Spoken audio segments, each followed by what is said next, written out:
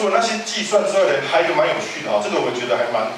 高兴的啊。以前看到这个现象的时候，看到这个数字，你会觉得还蛮神奇的，有没有？哦，那结果呢？哦，我看到他写弹性碰撞嘛，那我就想说，那带公式看看好，结果发现还蛮有趣的啊。看，好，我把公式带进来，假设呢飞行器的质量是小 m， 好，那小行星质量是大 M， 好，把它带进来。OK， 那有趣的是怎么样？通常小行星质量是远小于这个飞行器质量通常是很小，好，所以这可以忽略，好，所以这个就等于多少？这边就等于负1，有没有？那这一项也可以忽略，这一项就变多少？变成2，有没有？好，那把它带进来，结果你看就等于负 v 减掉2u，好，你看一下，就这个结果。好，所以慢慢我们学物理的好处就是你可以从一些比较科普的阅读，好，你可以如果了解原理，你可以知道它怎么来的，好，很有趣，而且这个就是一个完全的弹性碰撞。OK， 那在这种所谓的弹弓效应的应用上面来讲，这个概念蛮有趣哈。我今天我飞行器遇到一个行星。对象冲过来，你看很高兴，为什么哈？我今天可以利用它引力，可以让我的飞行器折返 ，OK， 而且速度还会再增加多少？增加2u， 好，也就是小行星速度的2倍，好，这个蛮有趣的，好。OK， 好，那接下来呢，还有一个蛮有趣的，这个是我们应该等一下密喜老师可以玩，因为我们班物理老师在上课，其实就是这些花样哦，所以那个等一下，但是我们还是一定要玩这个游戏的哈，就是这是一个很常考的实验哈，就是很常考的一个题目。好，一个小 m 跟一个大 m 同时落下，好，那如果弹起来之后呢，好，效果怎么样？好，那这边我们就可以示范一下这个，这个小质量，这个大质量，好，那我们看一下这个效果怎么样？我前2天在玩哦，撞到电风扇，就整个头都是灰尘啊，看一下。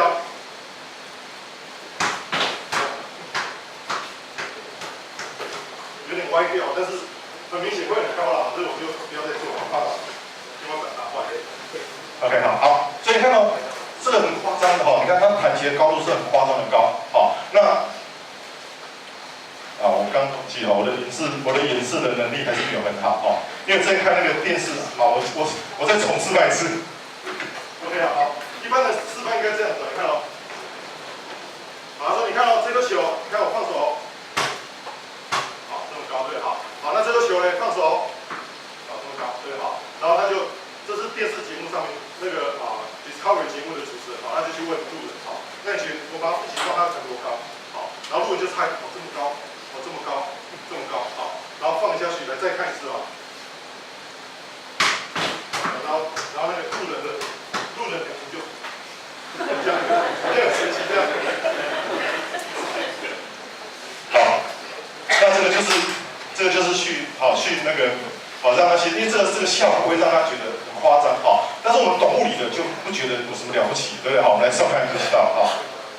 好，那一样，你看这个公式很好用，一直在看这个公式V1 看好，那掉下去的时候，因为它掉下去的时候呢，它的 V1 掉下去的初速就等于根号2GH， 这样可以吗？那这个 V2 这个9m 的球，它反弹起来的时候，它速度已经是变负的就负的根号2GH。这样可以吗？这就是能量手直接带进来或是带运动公式。好，那结果呢？你稍微计算一下，会得到负的2.6。OK， 好，可是呢，我们知道，那这个速度呢，又会变成高度，一样力学的时候，你可以算出来，所以我把它平方之后呢，你看到没有？高度是多少？6.76倍，就觉得那就不奇怪嘛，对不对？我刚刚丢球的高度大概1公尺左右，它弹起来应该几公尺？6.76，当然不可能到6.76了，但是还好这个天花板很小，所以效果很好，撞到天花板就看不出来到底可以弹多高，但是其实因为我们的球当然不是完全弹性碰撞，所以不会那么高，这样可以吗？好，那所以这些碰撞公式呢，都是很有趣的好，那这边还有一个也是我们一定要讲的一个例子这是什么？刚刚讲速度交换。那刚刚那个动画，有些同学说动画很假那我们来看真的例子这是撞球，OK 这个叫什么？定杆，很好，因为听说我看网络上对岸是叫定球，名词不一样，那一样嘛，你看撞的时候停在原地，对不对？那这个符合原理嘛，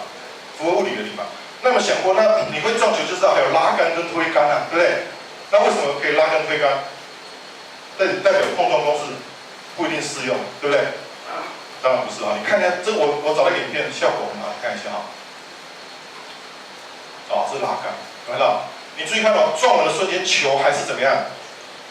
其实是静止的，它速度交换，但是它有一个旋转，怎么样？才把球怎么样？再带回来，慢慢很久，但它其实停了好久，好不容易才把它怎么样带回来的，这样可以吗？所以这个跟碰撞的，我们刚刚算出来的结果其实不违背，它只是多了一个转动的效应。OK，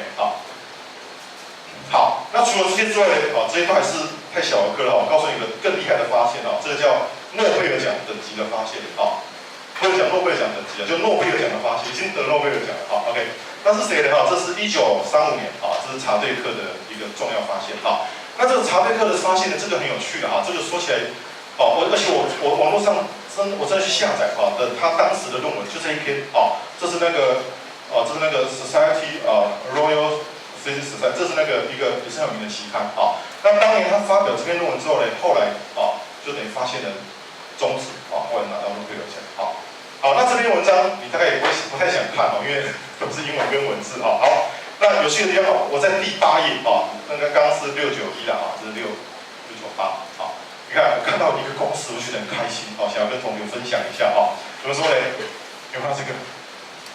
你们觉得你很厉害？我看得懂论文了，对不对好，那是什么公式？刚刚的公式嘛m1 加 m2 分之2 m1 v1， 对不对要把它带进来。OK 那有趣是怎么样？这时候呢这个其实叫 hydrogen 这是那个氢原子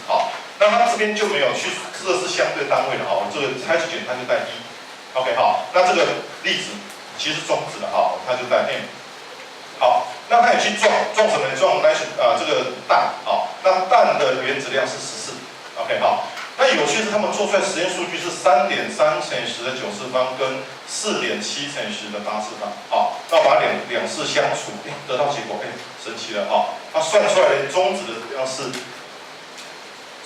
氢原子质量的1.5倍，就是质子质量的1.5倍那是很厉害以现在的角度，我查了一下现在的角度是要1.008左右其实现在看起来不是很准但当时来讲已经算很厉害了而且有一个故事也跟大家说一下，我觉得很有趣其实当时查对克拿诺贝尔奖，有些人会觉得是他不是那么名副其实因为这个实验其实当时是居里好像不是居里夫人是他的那个他的小朋友，好像女儿女婿对女婿对因为我那天讲说是居里夫人什么可以的，同事就跟我纠正不过还没有去查证对女婿。那可是呢，居里夫人女婿这个实验完之后呢，他就很简单的去解释，他说这个伽马射线就怎么样，就等于混过去但是你看，我们就常讲查对克，因为查对克他是拉瑟福的学生他们那种物理的那种很好所以他就看到觉得，第一个他说能量没那么大那第二个呢？动量不守恒这个就很有趣所以物理史上很多那种很有趣的实验，动量只要不守恒，通常都是会出事就是会有一个解释那他就用这个方式去解释结果呢，他不是最早做实验出来的但是他拿诺贝尔奖这是一个很有趣的一个故事